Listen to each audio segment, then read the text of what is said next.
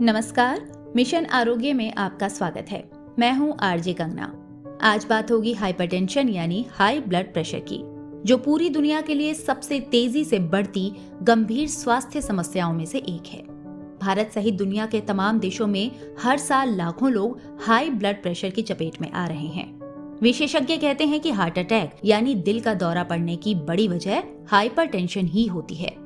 इसके अलावा इससे मस्तिष्क, किडनी और अन्य बीमारियों का खतरा भी बढ़ सकता है। विश्व स्वास्थ्य संगठन का कहना है कि ये दुनिया भर में समय से पहले मौत का एक प्रमुख कारण है। इस समय पूरी दुनिया में 100 करोड़ से भी ज्यादा लोग इस बीमारी से पीड़ित हैं। भारत की बात करें तो विशेषज्ञ इस बढ़ते खतरे को लेकर सावधानी बरतते रहने की सलाह देते हैं। आंकड़ों पर नजर डालें तो पता चलता है कि लगभग 33% शहरी और 25% ग्रामीण आबादी हाई ब्लड प्रेशर से ग्रस्त है। ग्रामीण इलाकों में हर 10 में से 1 और शहरी आबादी में 5 में से 1 व्यक्ति ही ब्लड प्रेशर की समस्या को कंट्रोल कर पाने में सफल है। गंभीर बात यह है कि 60 से 70% लोगों को जब तक समस्या बढ़ न जाए तब तक पता ही नहीं चल पाता है कि वो हाइपरटेंशन के शिकार हैं। तेजी से बढ़ती इस वैश्विक बीमारी के बारे में लोगों को जागरूक करने के लिए हर साल 17 मई को वर्ल्ड हाइपरटेंशन डे मनाया जाता है। स्वास्थ्य विशेषज्ञों के मुताबिक हाइपरटेंशन की समस्या किसी भी एज ग्रुप के लोगों को हो सकती है। ऐसे में हर किसी को इसके बारे में जानना और बचाव के उपाय करते रहना बहुत जरूरी हो जाता है। आइए हमारे एक्सपर्ट से जानते हैं कि क्या है ये बीमारी और इसके शुरुआती लक्षण। अक्सर ऐसा माना जाता है कि बीपी 120/80 अच्छा होता है, लेकिन सबसे अच्छा बीपी 105/70 होता है, या फिर इससे जितना करीब बीपी होगा उतना ही अच्छा होगा।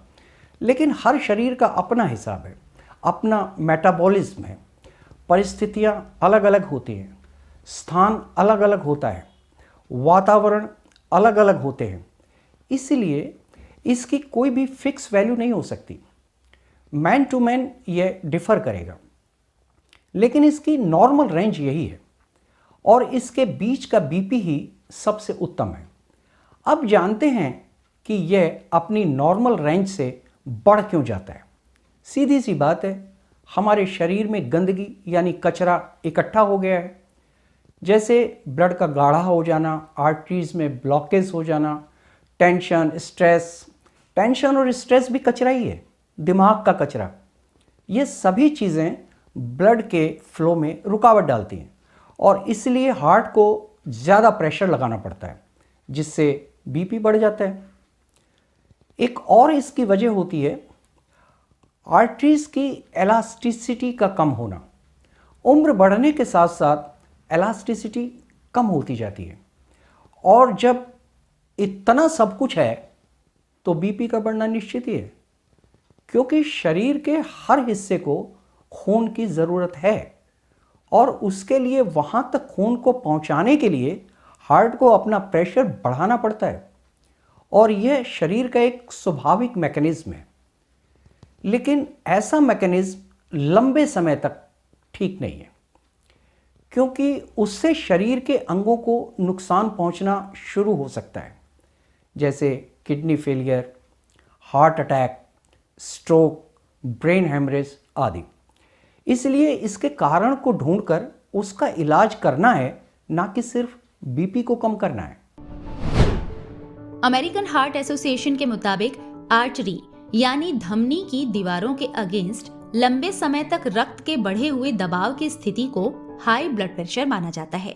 आपका हार्ट कितना ब्लड पंप करता है और आर्टरी में ब्लड फ्लो के प्रतिरोध की मात्रा कितनी है, इस आधार पर ब्लड प्रेशर के लेवल का निर्धारण किया जाता है। 120 to 80 mmHg वाले ब्लड प्रेशर को सामान्य माना जाता है। ब्लड प्रेशर क्यों बढ़ जाता है, इस बारे में जानना बहुत जरूरी है, ताकि इस समस्या से बचाव की तैयारी पहले से ही की जा सके। विशेषज्ञ कहते हैं कि हाइपरटेंशन का मुख्य कारण तनाव और अनियंत्रित खान-पान होता है। इसके अलावा मोटापा, नींद की कमी, ज्यादा तला भुना खाना और नमक का अधिक सेवन भी इसके कारण हो सकते हैं। इसलिए ये जरूरी है कि अपनी डाइट पर ध्यान दें। इसके अलावा उम्र, फैमिली की हेल्थ हिस्ट्री, जीवन शैली और शराब, धूम्रपान जैसी आदतें इसके प्रमुख कारण के तौर पर मानी जाती हैं। यहाँ फैमिली हिस्ट्री से मतलब ये है कि अगर आपके परिवार का कोई सगा जैसे पिता, दादा आदि ब्लड प्रेशर की बीमारी से ग्रसित हैं या रहे हैं, तो आनुवंशिक वजह से भी आप हाई ब्लड प्रेशर की चपेट में आ सकते हैं, भले ही आपका खान पान, दिनचर्या कितना भी संतुलित हो। इसके अलावा कुछ लोगों में kidney problem, adrenal gland tumour और कुछ दवाओं के अधिक सेवन से भी ब्लड प्रेशर की समस्या अपनी चपेट में ले लेती है। मेडिकल साइंस हाइपरटेंशन को 3 स्टेजेस में डिवाइड करती है। पहला प्री हाइपरटेंशन, इसमें ब्लड प्रेशर की रेंज होती है 120/80 से 140/90 तक। इसमें दवाइयों की ज़रूरत नहीं होती, इसे सिर्फ लाइफ स्टाइल और डाइट प्लान से ठीक और रिवर्स किया जा सकता है। दूसरा स्टेज 1, इसमें रेंज है 140/90 से 160/100 तक। अगर आप इस स्टेज पर हैं तो तुरंत चेक कराइए कि बॉडी में किसी ऑर्गन को कोई नुकसान तो नहीं पहुंचा अभी तक। अगर किसी ऑर्गन को नुकसान पहुंचा है तो तुरंत उसका ट्रीटमेंट करें, और अगर ऐसा कुछ नहीं है तो अपनी लाइफ स्टाइल और डाइट मैनेजमेंट के द्वारा 5-6 महीने इसे वॉच करें कि क्या कोई सुधार आ रहा है। अगर सुधार हो रहा है तो कंटिन्यू रखें, अगर नहीं तो अपने फिजिशियन से सलाह से तुरंत दवा स्टार्ट कर दीजिए। इस स्टेज में ट्रीटमेंट आप किसी भी पैथी में ले सकते हैं, चाहे आयुर्वेदिक हो, होम्योपैथी हो, नेचुरोपैथी हो या एलोपैथी हो। अब आती है तीसरी स्टेज, स्टेज 2। अगर बीपी 160/100 से ज़्यादा है तो यह इमरजेंसी है। अब चाहे इसमें ऊपर वाला 160 से ज़्यादा हो या नीचे वाला 100 से ज़्यादा हो या फिर दोनों ही ज़्यादा हो। अगर आप इस स्थिति में हैं तो बिना कुछ सोचे एलोपैथिक डॉक्टर से कंसल्ट करें और तुरंत दवा चालू करें, क्योंकि इस स्टेज पर आपके लिए सिर्फ एलोपैथी ही सबसे अच्छा विकल्प है। यहाँ पर आप सिर्फ लाइफ स्टाइल और डाइट मैनेजमेंट से ब्लड प्रेशर कंट्रोल नहीं कर सकते। हाई ब्लड प्रेशर वाले अधिकांश लोगों में शुरुआत में कोई भी संकेत नजर नहीं आते हैं। हालांकि रक्तचाप की रीडिंग बढ़ी हुई देखी जा सकती है, जबकि कुछ लोगों को रक्तचाप का स्तर बढ़ने की स्थिति में कई तरह की समस्याओं का अनुभव हो सकता है, जिसके बारे में ध्यान देते रहने की जरूरत होती है।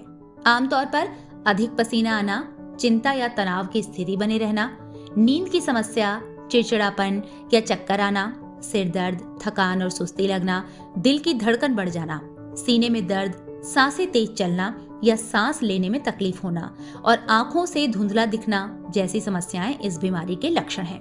अगर ये लक्षण आपको बार बार दिख रहे हैं तो जरूरी है कि आप एक बार डॉक्टर से सलाह जरूर ले लें।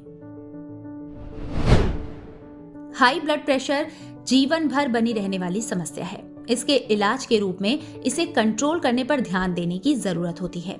जीवन शैली में बदलाव से ब्लड प्रेशर को कंट्रोल और मैनेज किया जा सकता है।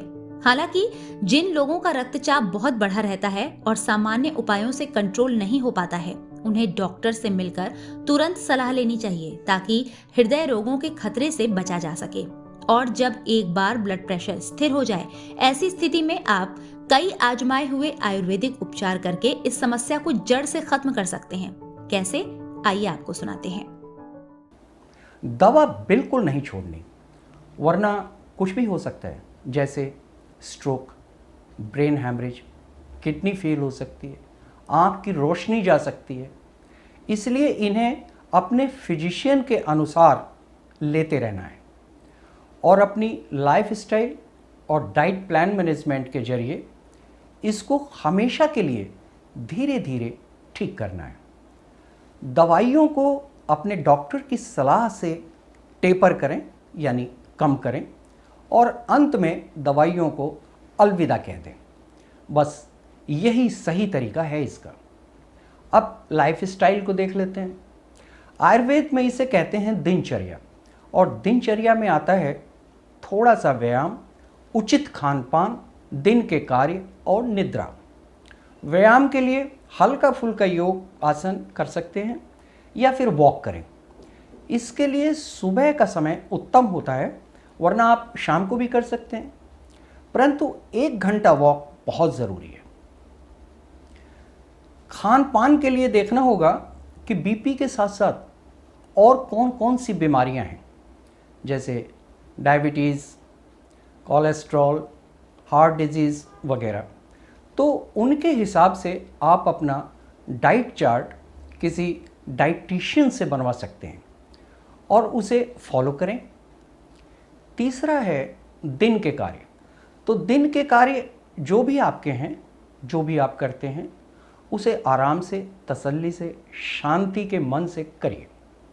अब आती है निद्रा। यह हाइपरटेंशन का एक बहुत बड़ा कारण होता है। अगर ठीक निद्रा ना आए या ना ली जाए तो भी ब्लड प्रेशर बढ़ सकता है। इसका सीधा सा फार्मूला है, जितने घंटे आप जागे हैं उससे आधा आपको सोना है। अगर आप 16 घंटे दिन में जागे हुए हों तो आपको 8 घंटे नींद लेनी है, कम से कम। बस इतना ही नींद के बारे में। हाइपरटेंशन पर डॉक्टर के अग्रवाल, जो आज हमारे बीच नहीं रहे, उनका कहना था कि उनका 80 नंबर का फार्मूला अगर कोई आदमी फॉलो करे तो वह 80 साल तक उनके पास नहीं आएगा। और वह है दिल की धड़कन, गंदे कोलेस्ट्रॉल की मात्रा, पेट की चौड़ाई, नीचे का बीपी और फास्टिंग शुगर। इन सबको 80 से कम रखिए। इसके लिए दिन भर में 80 मिनट वॉक करें, एक हफ्ते में 80 मिनट तेज चलें। तेज चलने का मतलब है 1 मिनट में 80 कदम चलें। शराब ना पिएं, पिएं तो 80 ml से ज़्यादा ना पिएं। साल में 80 दिन अनाज ना खाएं। ऐसे नॉइज़ी एटमॉस्फेयर में ना बैठें जिसका नॉइज़ लेवल 80 डेसिबल से ज़्यादा हो, वरना अचानक से आपका बीपी बढ़ सकता है। और अगर यह सब प्रिकॉशंस रखते हैं तो 80 साल तक आप मेरे पास नहीं आएंगे। यह कहना था डॉक्टर के अग्रवाल जी का। इससे निजात पाने के लिए हम यहाँ आपको 4 आयुर्वेदिक तरीके बताते हैं जो आजमाए हुए और बहुत ही कारगर हैं। पहला, अर्जुन का क्षीर पाक इस्तेमाल कर सकते हैं। क्षीर पाक बनाने के लिए अर्जुन की छाल के 10 ग्राम चूर्ण को 100 मिलीलीटर दूध और 100 मिलीलीटर पानी में मिलाकर पका लें। जब सिर्फ दूध बच जाए, मतलब सिर्फ 100 मिलीलीटर रह जाए, तब इसे आंच से उतारकर ठंडा करके छान कर इसे पीते रहने से ब्लड प्रेशर कंट्रोल रहता है। दूसरा, इसके अलावा लहसुन की 2 या 3 कलियों को सुबह खाली पेट पानी के साथ चबाकर खाना चाहिए। चबाने में दिक्कत हो तो लहसुन के रस की 5-6 बूंद 20 मिलीलीटर पानी में मिलाकर ले सकते हैं। तीसरा, मेथी और अजवाइन के पानी का प्रयोग भी किया जा सकता है। इसके लिए 1 चम्मच मेथी और अजवाइन पाउडर को पानी में भिगोएं और सुबह इस पानी को पी लें। चौथा, इसी तरह से त्रिफला के पानी का भी प्रयोग कर सकते हैं। 20 ग्राम त्रिफला को रात में पानी में भिगो दें और सुबह पानी को निथार कर 2 चम्मच शहद मिलाकर पीने से हाइपरटेंशन में फायदा मिलता है। हाई ब्लड प्रेशर को नियंत्रित करने के लिए जो सबसे जरूरी है, आपकी संतुलित जीवन शैली और आहार। इसे अगर आपने साध लिया तो आप ब्लड प्रेशर को निश्चित तौर पर कंट्रोल करने में कामयाब होंगे। जिन लोगों का ब्लड प्रेशर अक्सर बढ़ा रहता है या फिर जिन्हें इसका खतरा अधिक होता है, उन्हें आहार में नमक की मात्रा को कम कर देना चाहिए, क्योंकि सोडियम का अधिक सेवन रक्तचाप को बढ़ा देता है। इसके अलावा नियमित व्यायाम, योग और वॉकिंग भी इस समस्या को काफी हद तक कम कर देती है। इसके अलावा अधिक शराब, धूम्रपान करने वाले लोगों में भी इसका खतरा अधिक होता है। इन चीजों से बिल्कुल परहेज किया जाना चाहिए। उम्मीद है कि इन उपायों को अपनाकर आप हाइपरटेंशन को मात दे सकते हैं और अगर आप पूरी तरह स्वस्थ हैं तो इसकी चपेट में आने से बचे रहेंगे। चैनल को सब्सक्राइब करने की उम्मीद और गुजारिश के साथ आपसे विदा लेती हूँ। नमस्कार।